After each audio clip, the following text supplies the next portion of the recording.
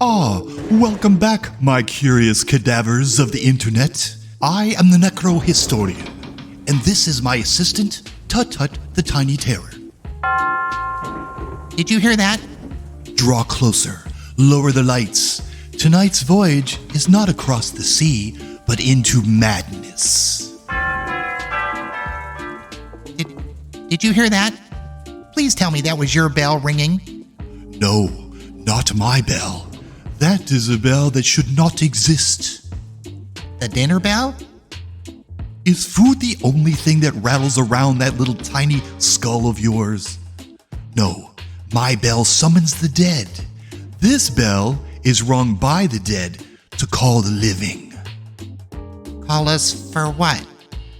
To join them, of course. Tonight's story follows a shipwrecked sailor alone on an island with a bell ringing inside his head. Oh yeah, that happens to me too sometimes. Taco Bell haunts my skull. I can't sleep without a chalupa. You sleep in a small boat? What? Never mind. This tale will linger with you tonight, long after the screen goes dark, when the house is quiet and you swear you hear... Did you hear that too? I did, and it came from over there. No, wait. Perhaps it was over there. Tell it to stop being so spooky. Tut-Tut, it appears we are the ones the bell tolls for next. Oh no, we're gonna die? Again? There's only one way to answer a bell, with another bell. Let us toll once for the living, twice for the lost, and thrice for those who should have stayed asleep. Thrice? Quiet. And you, dear viewers, may your nights be silent and your dreams undisturbed, and your skulls bell-free.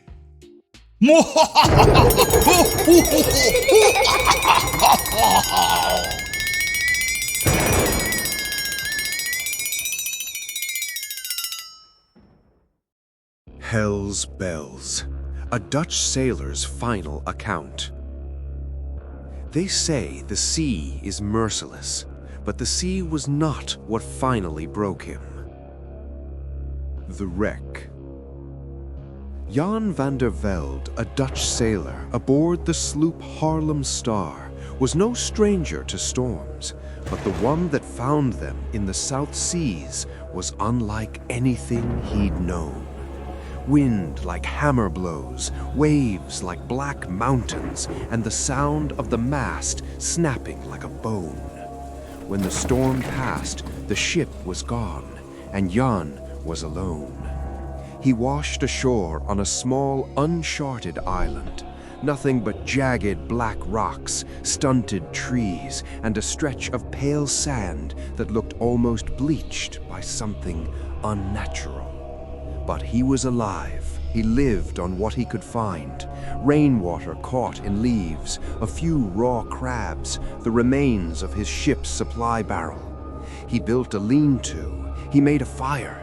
He wrote in his journal, "The island is quiet, too quiet, not even birds." The first night, he heard it. A faint bell, soft, delicate, like the bell that hung over his ship's galley door. Ding, ding. Jan sat up, heart pounding. He listened. The sound drifted through the trees, but the direction was impossible to tell, like it came from the wind itself. He wrote, "I must be mistaken, a memory of the ship." But the next night it returned, louder. The bell. Ding, ding, ding. Jan spun around in the dark, lantern trembling in his hand. Every time he thought he located the bell, it echoed from somewhere else, behind him, above him, beneath his feet. There were no ships offshore, no lights on the horizon, no metal or wood on the island that could make the sound. Yet the bell rang, a little closer each night. He slept less, ate less. He wrote in his journal, "I fear this island has no animals because they all fled." The madness. By the seventh night, the bell no longer chimed softly. It clanged. It sounded like a ship's bell being struck with force over and over, yet not in any rhythm known to sailors. The rings came in chaotic bursts. Ding, ding, ding, ding, ding, ding. Jan screamed at the trees, demanding the sound reveal itself. He threw stones, he smashed his lantern, he tore his tent down and rebuilt it farther inland, then on the shore, then under a cliff. Each time the bell found him, always closer, always surrounding him. He wrote, "I fear it follows my breath. I fear it knows my name. At night, I feel it shaking the ground." On the final page, only one line, "If I cannot stop the sound, I will stop my ears." The rescue. Later, a passing merchant ship spotted smoke rising from the island. Old smoke drifted into the sky like a dying signal fire. A rescue party landed. They found Jan's tent, collapsed, weather-beaten and empty. They found his journal beside a pile of stones arranged in a circle, and they found Jan, what was left of him. His skeleton lay half buried in the sand. His hands clutched two long wooden tent pegs, one driven deep into each ear socket, splitting the bone, as if he had tried to silence something. The captain ordered the island abandoned immediately. But as the rescue crew rowed back to their ship, one of the sailors, pale as milk, asked, Did you hear that?" The captain frowned. "Hear what?" And from the island, drifting across the wind, ding, ding, ding, as if welcoming new ears to torment.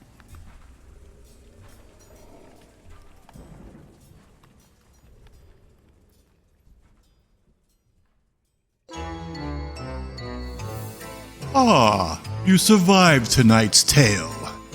Dare you watch another? Like and subscribe, or I will haunt you.